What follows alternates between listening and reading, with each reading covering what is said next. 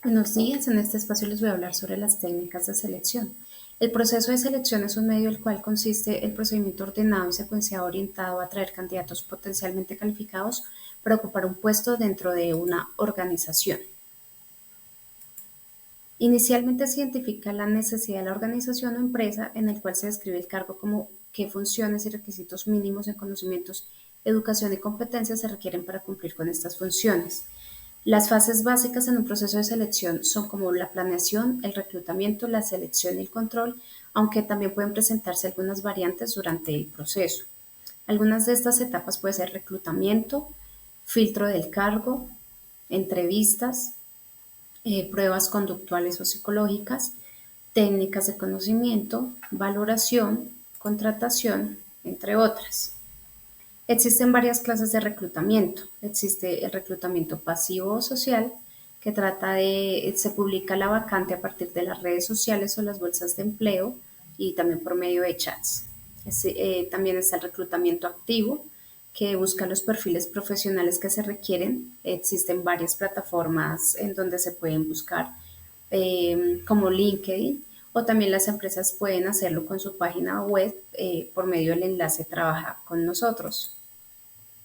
También está el reclutamiento interno. Este se utiliza cuando se cubren las vacantes con los trabajadores disponibles dentro de la empresa. Para realizarlo se hace una reubicación de los empleados de acuerdo con sus competencias laborales. Este proceso se lleva a cabo llenando los nuevos puestos por medio de la reubicación de los trabajadores de la empresa. Para ello se puede hacer uso de los ascensos, de los traslados o promociones dentro de la misma organización. Luego de esto viene el filtro, donde filtran las hojas de vida con el perfil que se requiere con los determinados requerimientos. Después de esto está el contacto con la llamada telefónica y donde se valida que la persona cumpla con el perfil que se necesita y se sigue con el proceso. Está la validación con técnicas de conocimiento, pruebas o evaluaciones psicométricas donde miden índice cognitivo emocional, comportamental o etcétera. Finalmente, la entrevista.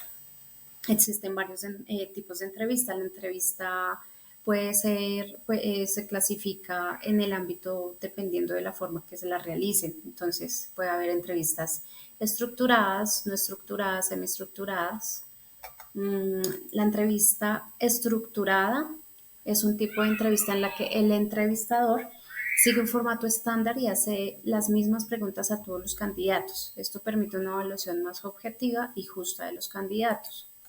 La entrevista no estructurada es un tipo de entrevista en la que el entrevistador no sigue un formato predefinido, hace preguntas abiertas para obtener información más detallada sobre el candidato. Este tipo de entrevista permite una mayor flexibilidad y puede ser útil para obtener información más profunda sobre el candidato. Y sigue la entrevista semiestructurada, que combina elementos de la entrevista estructurada y no estructurada. El entrevistador sigue un formato predefinido, pero también hace preguntas abiertas para obtener información sobre el candidato. Además de estos tipos de entrevista, también existe otros tipos de entrevistas según el ámbito en el que se lleve a cabo, como la entrevista laboral, la entrevista psicológica, la entrevista clínica y la entrevista periodística.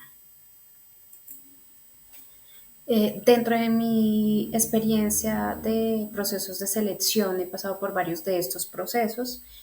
Últimamente sí me contactan por medio de redes sociales, pues a las plataformas donde yo subo la hoja de vida. Luego me contactan por medio de WhatsApp o cualquier medio telefónico.